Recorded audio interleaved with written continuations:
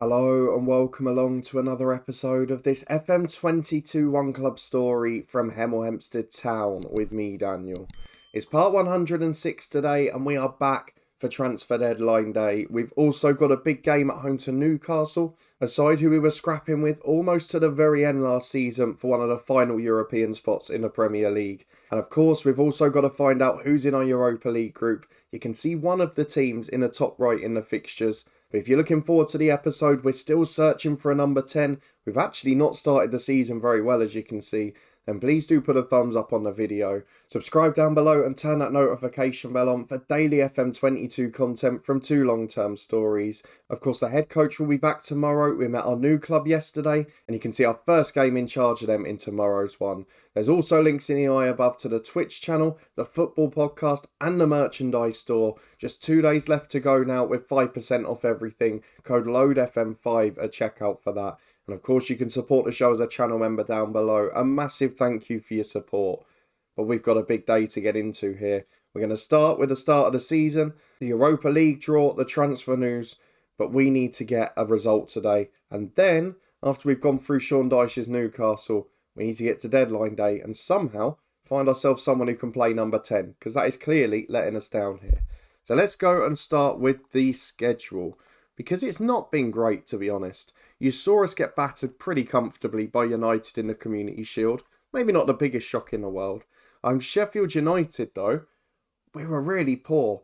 We got a 2-2 draw. Ricker scored both of them. But we were very much the second best side in this game. The centre-halves haven't started well. I've again tried to change the midfield role slightly, and it's not worked out. And because we haven't had a number 10, we've been juggling positions about, and it's just not worked. So I feel like even though our main problem is conceding goals, that number 10 is still the main solution to what we've got as a problem at the back. I know we've had a few issues in terms of Chauvin not quite being match fit, centre-half starting poorly, but I still believe that is the main problem in the side. Let's move on to the Liverpool game where we lost 3-1. We did briefly pull it back to 2-1 at the hour mark with Arthur and Do, but we never looked like getting a result. And again, Chauvin showing the little knocks, not really staying fit. And in midfield, look, Marco Cordes, worst player on the pitch. Carlos Torres in a bit of a goal drought. There's a few little problems, and we probably have to bear in mind the fact that John Moore's been one of our best players in both of these league games, as we've conceded 5 goals in 2. It's a little bit of a worry. We'll hope we can address that.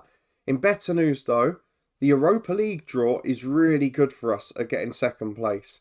Juventus are obviously the big boys in the group. That's going to be an almost impossible task.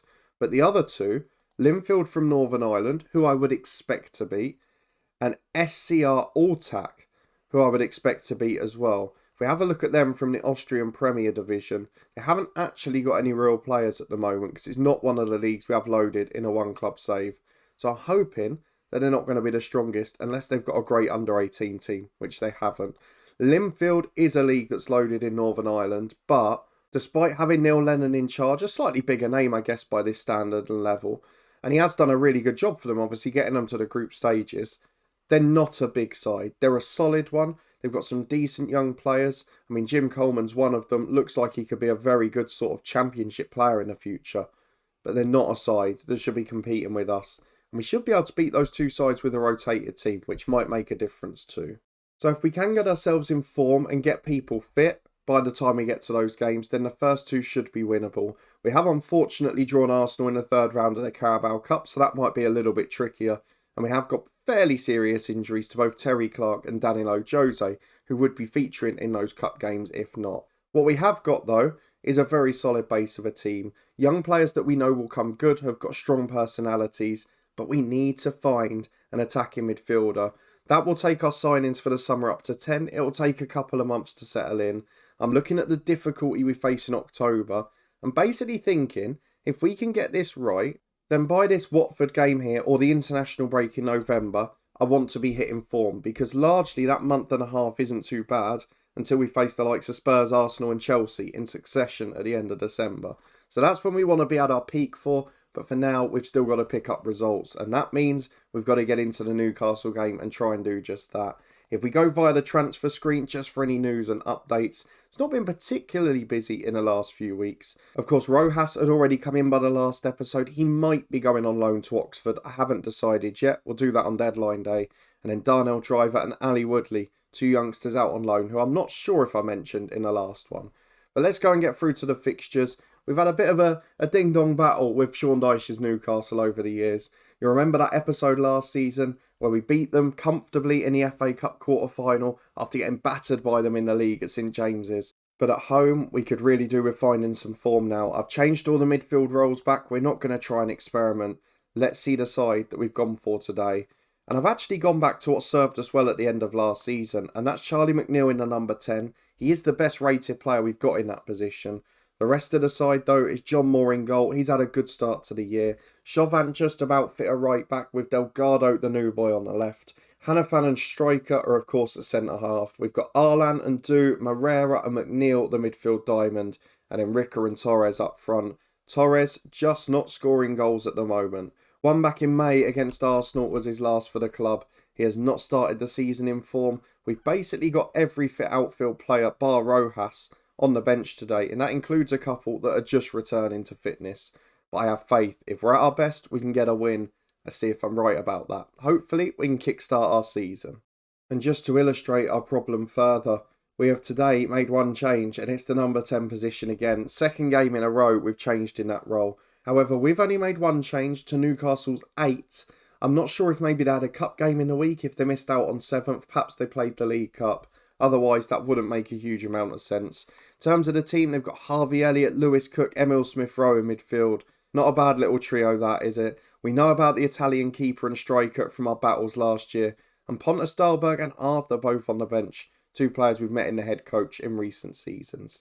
So let's go through, ask the lads to impress us, into the first half at Kenilworth Road, into our penultimate season at Luton Town's home. Well, let's see if we can make something special happen. Well, throwing on the left-hand side for Newcastle, a quarter of the game gone. It's been a very quiet one so far, as Flynn just hoofs downfield straight to Hannafan. We wouldn't mind getting the lead and getting on the front foot as Delgado goes up towards McNeil. It's a really poor ball. Fraser switches to Ceccherini. Was one of the top scorers in the Premier League last year, but he didn't have the best day against us in the FA Cup, as Smith-Rowe finds Elliott to Fraser. They're really on the front foot here. They're dominating in wide areas. Get to the byline, in towards Mole. Hits the crossbar. Moore was beaten. Chauvin hoofs it away as far as Flynn. We're living very dangerously. It's not been a game of many chances. We've had more of the possession, but there's not been anything to suggest we're going to win this. As Chauvin frozen on the right to Ricker. Can we finally create something? To the byline he goes. Into the back post, is headed away well. Delgado will recycle it on the left-hand side. He finds Moreira. Time on the ball, finds McNeil. He turns right, he's got 2 with him. Goes alone instead. Shots comfortably over the bar. Stays 0-0 after half an hour, but we have had the only shots on target.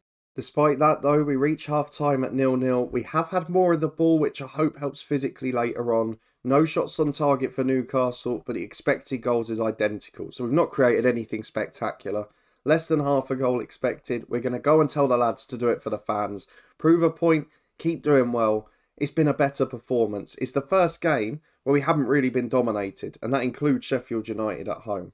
It's a corner kick for Arlan early in the second half. To the back post, Chauvin's up. Headed away to Arlan again. Second chance to deliver.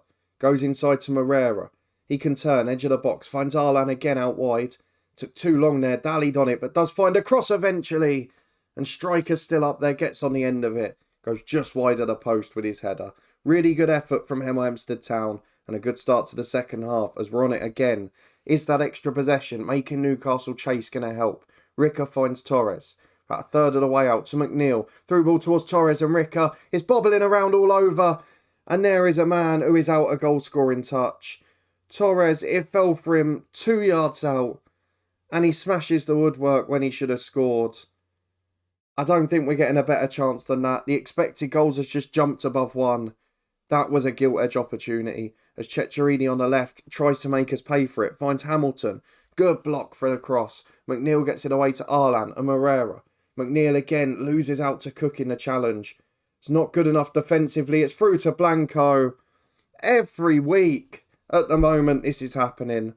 We give away a poor goal through the middle of our defence. It's 1-0 to Newcastle United. And in a game where you can see now we've clearly been the better side, we're unable to make it count. I am worrying at this early stage of the season as well about fatigue, because there are some players really struggling here. and there's no reason for them to be. But with the game situation as it is, I feel I've got no choice but to make subs. Torres is offering nothing going forward, so I'm going to bring on Tammy Abraham. In midfield, we're going to push Arlan into the centre. Moreira will be replaced by Shane Leacock, I think. Although, I'm not sure that makes a difference. And then we're also going to take Ndu off for Coronel. Which way round are they better? Doesn't make much of a difference. Leacock's very good physically. Coronel, much the same to be honest. So I'm just going to leave them that way round. 3 changes made, 25 to go. We've got to get something out of the game. But we got the highlight before the subs, and that normally means one thing. Second goal incoming for Newcastle here. Hamilton over to Ceccherini. It is as well, isn't it? Striker makes the challenge. It's out to the right-hand side to Fraser. Back to Jones on the right. Into the box to Blanco. Just over the bar. And the goal has given them at least a life. It was their first shot on target. And now they're all over us. We're going to encourage the lad. Try and get the spirits up. But it's still another Newcastle free kick with Hamilton and Ceccherini. To Blanco. We're now second to everything. Look at the fresh legs they've suddenly got. Blanco goes back to Lentini. To Flynn. The passing rings round us. Flynn through again. Blanco gets in for 2. Why have we not got a centre defence this year? It's the same partnership. And they're all at sea. It's the same holding midfielder in front of them. And in a game that has had nothing between the sides, if anything, we've been the slightly better. We now find ourselves 2-0 down. And Newcastle, you can see since getting the goal, we talk about morale, we talk about confidence in FM. Since we've conceded the first goal, we've never looked in this game. As Abraham picks it up to Coronel, that's useless. And that, unfortunately, is making 9 signings in the summer. I've gone against my own wisdom. Don't make big overhauls to the squad because this is what it does. Ceccherini hits the post, it could get even worse. I don't even know what to do with the defence. But this is not going to be a comfortable month or 2 at the start of the season because as soon as we concede a goal, we go flat, we lose confidence, and there's nothing to inspire at the moment. As Ricker in towards Abraham goes for the shot, which is saved well. It was straight at the goalkeeper though, really easy to deal with, and he can play long downfield with a big kick over the top towards Ceccherini. Chauvin's gone missing again. It's straight at Moore. We managed to deal with it. But Newcastle could have had more on the break. It's an even game. It's a 2-0 defeat though. And quite frankly, I can't talk about performances. We have to start getting some results. Those of you that thought we maybe made it in this save now and it was going to be Europe every year, well, it could still happen once this squad settles. We finished the season very strongly last season. But this is not looking good early doors. A lot of signings to settle. Some of them only short-term solutions too. And those key players that are missing from last year, well, maybe they're making a difference too. Delgado at left-back never played Premier League football. He's replacing Shabinda, who was rock solid from the moment he came in. There are some struggles back here. And with transfer deadline day round the corner, that number 10, that inspiration going forward, has just become even more important. Back in a moment, see if we can get the man we need. It is transfer deadline day, and we're having a real difficult time. We either can't find quality players that can play in the number 10 position, or we're finding people and they're just not affordable. Either they want 6 figures a week, they want £30+ million, and they're not guaranteed to be superb. It doesn't look like we're going to get a permanent solution in, so we might have to start to look at the short term yet again. Let's have a look at the deadline day links.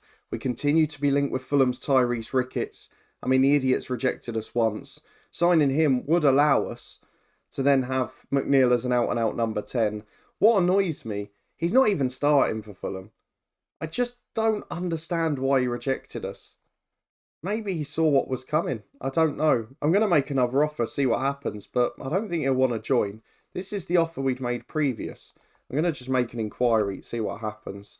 And then Charlie McNeil's been linked out, but unless we can get a great number 10, and probably a striker, I can't see him going anywhere. And with us making 9 signings already, I don't want to be too busy on deadline day. So if we go and have a look at the day itself, you can see there is a familiar name at the top of the ins. Because as much as he wasn't brilliant last year, he is better than what we've got. And he is a player that knows the club, which settling in will certainly help us because we really need to try and get some consistency here. So Adebayo Haruna might be returning for a second spell. It's a solid midfielder, a solid number 10, and just gives us another squad option while we can't find the long-term solution we're looking for.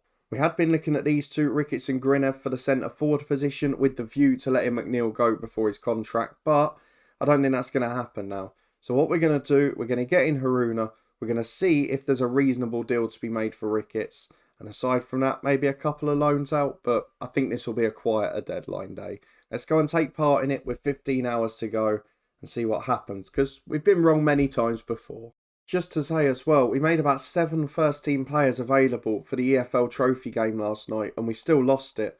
You look at the players that played there: Hayes, Jovan at centre-half, Delgado, De Vita, Rojas, Egan, all started, and we couldn't beat Northampton. We lost 1-0. Which, when you consider some of the players that started from the youth team were Ian Watson, Toby Bliss, we should perhaps be a little bit worried about. But still, that's something that's not going to be at the forefront for now, but maybe does show the depth of our squad isn't what we think it is. We're going to look at the Premier League registration later in the day. The Cottagers have rejected the offer for Ricketts, so he will not be coming in this window. Cross is one of the midfielders we've been trying to sign. He's thrown his toys out the pram now at Brentford, but they want more money now. And we can't be paying 35 million for a 26-year-old who's good, but he's not standing out. He wants 115 grand a week, and he's not even standing out in the Championship, to be honest, so I don't think we can justify that deal. And then we're getting offers for Berry, but for the negligible amount that we're going to get either in wages for a loan or as a transfer fee, I'd rather just keep him for the Europa League. So we're going to reject all of those. Let's get through the rest of the day. More offers for Berry, another offer for De Vita. We've had a few of those this window. They're not going anywhere. They're going to be playing from September. Let's go and say we're confident in Marcus Morris to take care of things. I'd love him to find a good number 10 for me, but I don't think it's going to happen. So hopefully we'll have some news of Haruna soon, but I don't think there's going to be a big one today, I'm afraid. Well, it's not the man we were hoping for at the start of the window, but we have got our man back on a short-term deal. Another option in the number 10 and attacking midfield roles. It is Adebayo Haruna, who spent half a season on loan last year, and it's a similar deal, 80% of the wages, about 30 grand a week, and an optional future fee of 37 million. What that will do is pave the way for our other youngster Rojas to go out on loan. Jason Cross has gone from Brentford to Lazio, 30 million quid for him. We'll see how he gets on there. Willing to accept 40 grand a week less in that move, of course. So Rojas, he is the other one. Look, he's not good enough to play for us yet, so let's just get him done. He is going to go to Oxford, who are in League One for the rest of the season, where hopefully he can develop. And if we go and have a look at our squad now, bring back the players who are on international duty, because it is a little bit bigger. Maybe we want to look at De Vita as well, because we've got Egan, we've got Arlan. I mean, let's try and work out this midfield. It's essentially 10 players in there. So I think realistically, De Vita can go out on loan. He's got massive potential, but let's not see him not fulfill it, because we're not willing to send him anywhere. And if Rangers, as speculated, they're coming for him, that can make a massive difference, because I'm sure he developed there. We're going to keep Berry at the back. He's a bit more experienced, but I don't want to stop these two stars of the future. So hopefully we'll get an offer for De Vita from a big club and someone who can develop him. With 11 hours to go, in terms of the ins, I think that's our work done. We'll meet Haruna for the second time in a minute. And there he is, Haruna in, 2.5-star ability, slightly better than some that we've had. But he's 3-star in his best roles. He's up there with our midfielders. And he gives us a very solid squad option for the Europa League and for the Premier League. He can be registered now, takes us into the 20s, homegrown in the nation too. As Rojas goes to Oxford, De Vita's getting big offers from everywhere, but we need to consider where he's going to be a regular starter. And that isn't Burnley, that isn't QPR, and it isn't Ajax. So his options then are Zenit or Dundee United. One of those would be ideal. Dundee United, the league's loaded, so that would probably be the best move. Interesting message alert. You remember this guy? Vassos, who we tried to sign. He went to Real Madrid instead a year ago. Well, look at him now. Has lost trust in his manager. He's still a wonder kid. I doubt there's a chance we can get him, but we might as well try it with an inquiry. 10 hours remaining. That would be a way to steal the day. And Haruna would probably not get a game then, unfortunately. Oh, that's a shame. Even us, with the money we've been making recently, cannot afford 88 million, which is release clause. How many years has he got on his deal? 2037, so it's not going to get cheaper anytime soon. I'd love it, but he's a 19-year-old who's not at his peak yet, and he's beyond our transfer budget. It just can't be done. Well, 7 hours left. Rodrigo de Vita actually rejected all of his initial moves. You can see we've then loaned him out again. And here he is, agreeing to go to Salzburg, which might actually work better as a star player there. He'll play in Europe. And if we go and have a look at Salzburg, just to show you what I mean by this, their facilities are superb on all fronts. So probably a chance for him to really develop. I'm sure get plenty of football. Are they in Europe at all? Champions League. So he's going to be playing against Inter, United, Malmo. And hopefully with that group, they'll get third and get Europa League after Christmas. De Vita, you go and have a blast, son. So we're getting questions about adding to our squad. We're still being linked with loads of players in that number 10 position, but they all want six-figure sums of wages, and we're not ready to make that step up. We've regenerated the squad this summer. We've offered lots of new contracts. We've got players tied down for years, but no one's earning more than 67 grand a week. You can clearly see our structure there. It's in 3 different stages. And I don't want to extend beyond that because as the start to this season has shown, there's every chance we won't be in Europe next year. And if we become a mid-table Premier League club again, we can't afford to offer more than that because we will be making a loss with 2 more years to go in a 12,500 seater stadium. So 6 hours left. I expect nothing else to happen. We'll see if anyone comes and blows us away with a ridiculous offer. Hopefully it won't be for one of our stars. And deadline day ends just like that. We had a couple of loan offers for Berry towards the end, but nothing exceptional. And actually, if you look at our squad as an overall, we've made it a lot younger this summer, despite the signings of Egan and Abraham. We've also managed to get in a lot of money for some very average players. But the start to the season adds concerns. We're actually in the relegation zone, heading into the first international break on goal difference. So it's definitely not hunky-dory at the moment. But if we can come strong once these players settle, we should have a very comfortable year. And who knows, if we can go on a run in Europe, maybe we can focus on that later in the season. I didn't realise as well, De Vita's gone to Salzburg. O'Brien and Ricky J. Jones are both there. So what a reunion for him. In terms of player wage expenditure, I think that puts it into perspective, doesn't it? I know Birmingham have come up and they've finally got a really low one. But we've got the second lowest wage budget in the league still. And this is our 4th season at this level. So that is an incredible effort, despite some of the increases we've offered. In terms of the transfer window roundup, we're 1 behind Fulham in terms of players in. They've just got promoted to this level. And Josh Berry's loan deals have been cancelled. But if we have a review of deadline day, 1 in, 2 out. None of them permanently.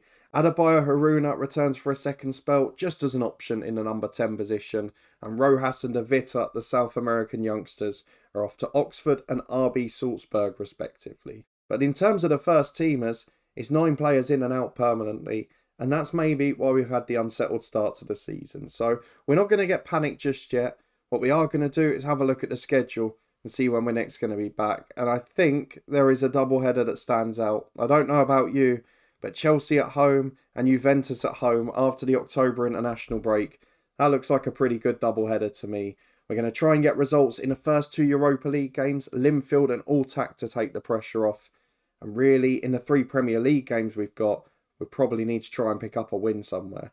So hopefully we'll be able to do that. If you're looking forward to finding out and you did enjoy this episode, please do put a thumbs up on it. Let me know in the comments what you think of the transfer window. Is that causing the poor start?